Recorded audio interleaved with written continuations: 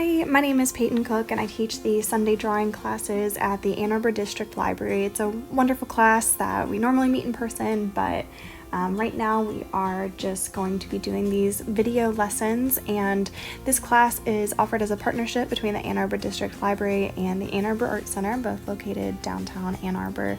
And today we're going to be talking about contrast and color. So we'll talk about both of these things individually, but also how they relate to each other and why it's important to understand both of these concepts in your works of art when you're creating.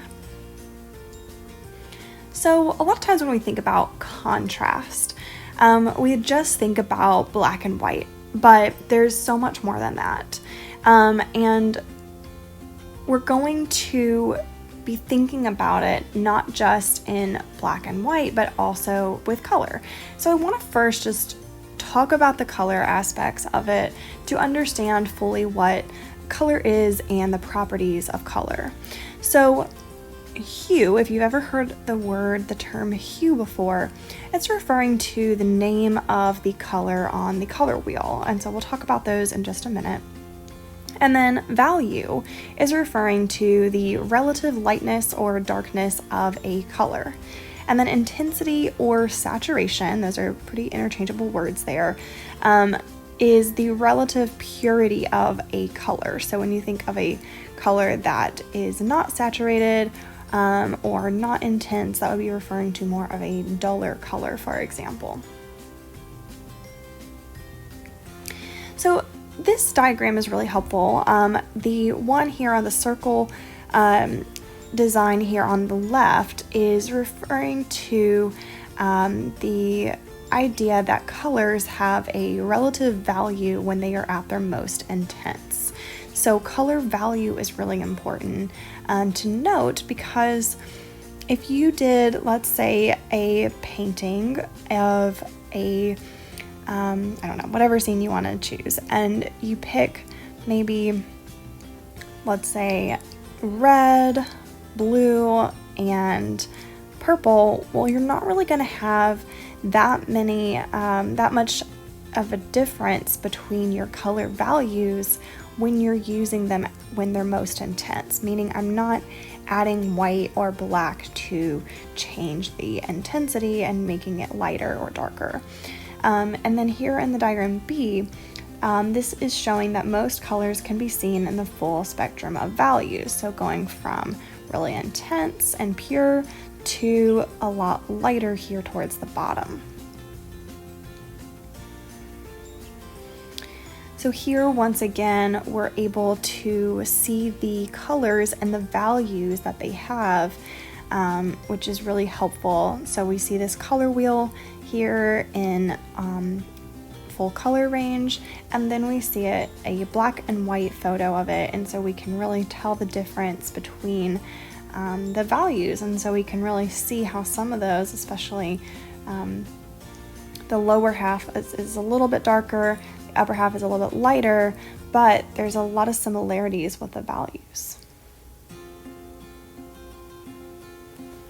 So I mentioned saturation and intensity, and so when you're thinking about those, it's important to realize that colors can have a really different effect. I mean, I could go on and on about how, mood relates to color and all of that, but that's for another day. But here in the diagram C, you can see where what the colors look like when gray or black is added to a color, and it really reduces the intensity, and so it makes it look more dull. D is very similar, so it's done in a different way, but we still see the way that the colors have been desaturated, but in this case they're actually adding the complementary color. So for yellow, the complementary color would be purple, and it will produce the same concept but with a different effect. So I also want to talk about color temperature, and that can be a little bit confusing of a concept to think about And so this diagram here shows this dividing line between warm colors and cool colors. So our warm colors start around red-violet and end around yellow-green. So when you're trying to identify, well, what does that make yellow-green and what does that make red-violet? You know, it's really more cut down the middle. This shows more distinct lines and edges dividing each color. But remember that the color wheel is a full spectrum of color. I mean, it doesn't necessarily have a dividing line between where red begins and where red-orange, for example, starts. And so we have to make sure that we remember that. And so we could have red-violet, we can have yellow-green, and we can have those colors be warm and cool. And so it just depends. Is the red-violet, does it have more red in it? Well, if it does, then it would be considered warm. Does my yellow-green have more green in it, for example? Yep, it does. So that might mean that it would be considered a cool color. If not, then that means it's a warm color. So it's a full spectrum of color that we have to consider when trying to think about warm and cool colors and identifying them. Now, we want to also think about how this relates to contrast in terms of color temperature. So here on the left, we can see some contrasting temperatures. And then in the center here, we have neutral colors here, such as grays and tans, whites and blacks. And then we have cool and warm. And so seeing how we can use these not just in relation to the color itself, but also with value is really important. So here are some examples of some photos that where we can see color temperature being used. And so here on the one on the left, we see these colors down here that are a little bit more of a warmer kind of feel, whereas the photo on the right has cooler colors. And here are some works of art that we can look at and identify that as well. So it's helpful to still see it in a photo, but it's also really helpful to see it being used in an actual painting and thinking about how you would actually incorporate the idea of color temperature and how that changes maybe the mood or just the general scene of the idea of what you're trying to portray, what kind of feelings, or just the daytime versus evening. There's a lot of different things that color temperature can play a role in. So here we see these two paintings by Monet, and there are several versions of this painting, in fact, or of the scene, I should say. But here on the left, again, we're seeing this warmer color palette versus the one on the right with a predominantly cooler color palette.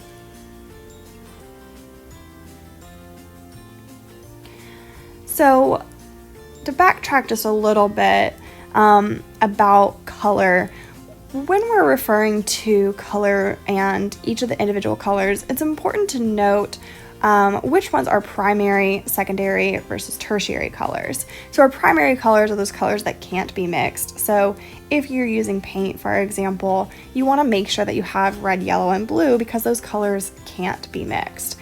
The secondary colors are orange, green, and violet, and those are the colors that you get when you mix the two primary colors together. And then tertiary colors are combinations of one primary and one secondary color. So for example, yellow and orange mixed together and you get yellow-orange. And generally we just list that primary color first when referring to those colors.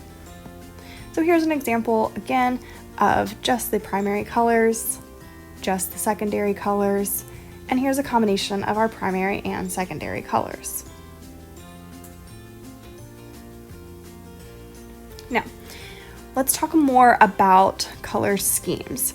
So these are three of many color schemes: complementary, analogous, and triadic.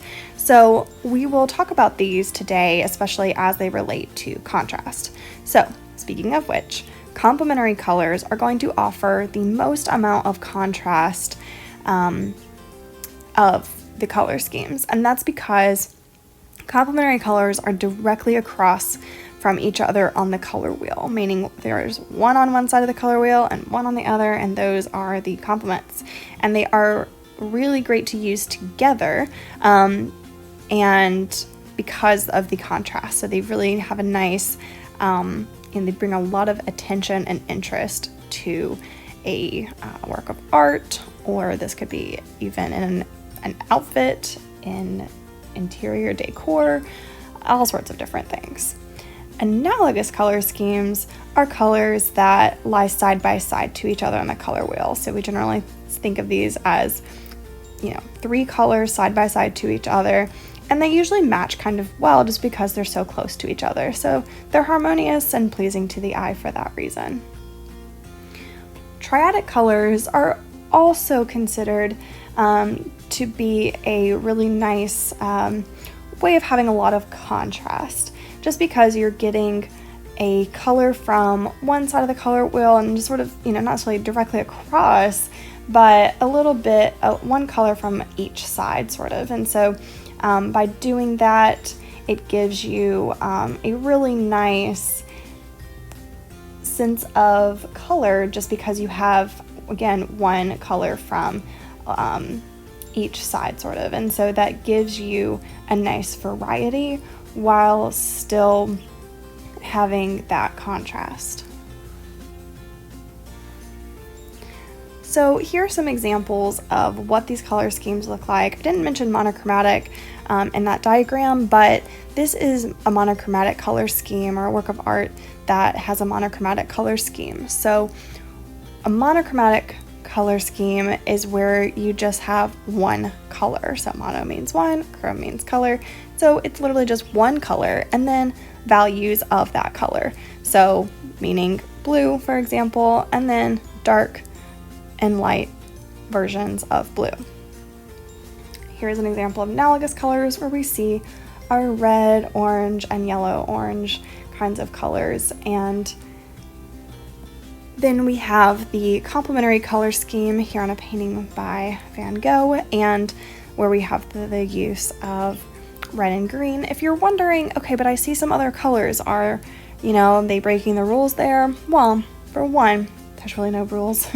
But also, if you did really truly want to restrict your color scheme to only use complementary colors, you could. But also, again, if your overall work of art would benefit from the use of other colors, then I would recommend, of course, stretching it a little bit. And I think that that's something that you just have to make that decision on your own. Here's triadic on the right, where we see red, yellow, and blue being used. Yes, if you may have noticed, the primary colors are an example of a triadic color scheme.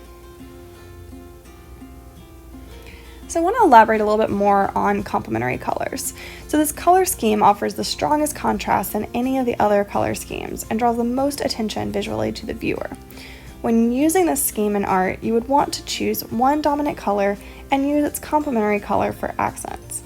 For example, I could use the color blue for my background, sky, etc. maybe, and then use its complementary color, such as orange, to emphasize specific parts. Again, I will now have color contrast in my art. Now, here is another color scheme that is really similar to complementary colors, but it's kind of just it's like its little friend. Or maybe cousin, I'm not sure. Anyway, it's called split complementary. And so what you do when you have a split complementary color is you take that color, and instead of going directly across from it, so let's say my color is yellow as seen here, instead of using violet, which would be directly across from it, instead I'm going to choose each color that is on the sides of the color's complement. So in this case, instead of doing violet, I would do red violet and blue violet. So these colors allow for more options in a complementary color scheme while still maintaining a strong visual contrast. So here are some examples of the color schemes that offer a decent amount of contrast, your most contrasting color schemes, I would say. So triadic, here's an example of what that would look like, split complementary, and complementary colors.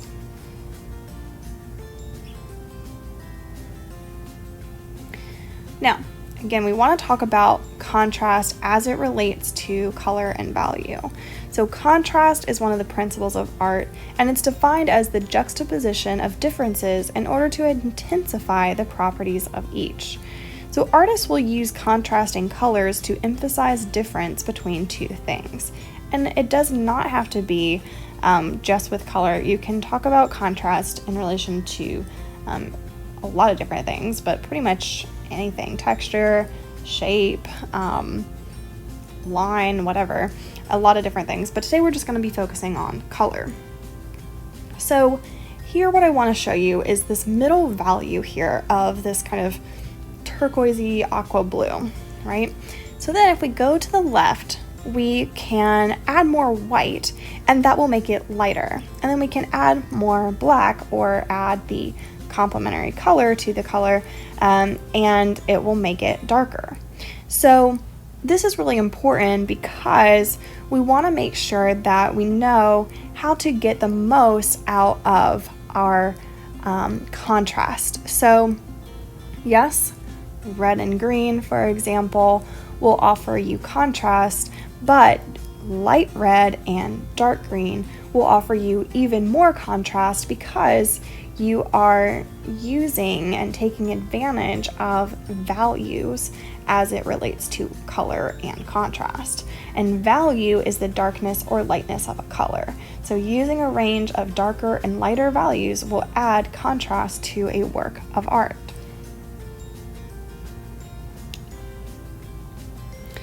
So we have to consider value even when talking about color because that is how we achieve the highest level of contrast. So without contrast and value, the contrast created by complementary colors is counterproductive. This is an example of why value is really important. So let's look at this image here on the left where we have bright red against bright green. This is taking the same, roughly anyway, the same value of these colors and putting them up against each other. And you might be getting a little bit of a headache even just looking at that or making your eyes feel like you need to look away, right? Because the colors just kind of vibrate against each other. Whereas the one on the right, by taking this light green and a dark red, instead I have a much more pleasing visual to look at. If you're wanting something else to look at that's similar but not with text, here's an example of the same, taking the exact same colors, the exact same values, but with a sphere with a red background. So here's some examples of art that emphasize complementary colors. Here's The Persistence of Memory by Salvador Dali, and we can see the use of orange and blue. And so those are complementary colors. And also, in addition to that, there's also a really full range of values. So we see a lot of really dark darks and a lot of lighter lights, and then several midtones as well. Here in the Scream, we do see a decent amount of contrast with values, meaning again, dark darks, light lights, but we also just see again this dominating orange and blue color used throughout, so a lot of contrast there just with the color. Here, this painting by Krasner, we have red and green being the complementary colors that we see here. Again, we do see those, see the values being used where we see some lighter reds. I mean, overall this is fairly pink really, but then also some lighter greens and some darker greens. Here's this painting by Van Gogh with the red and green. Andy Warhol's Marilyn Monroe prints. Van Gogh's A Starry Night, where we see a lot of blues. This would be probably more of an example of the split complementary color scheme. here, this painting by Claude Monet, we see that orange and blue. Seems like a theme here. Bridget Riley's op art, red and green. Here's some kind of more of a split complement scheme here on the right. And then this painting by Vermeer, we see yellow and blue, which isn't exactly, you know, the complementary color scheme necessarily, but we do see a lot of other examples of near complements or split complements in this. So I think that it's still, in the picture being kind of red-orange and then the green tablecloth, there's a lot of contrast still in this piece, and especially with the values.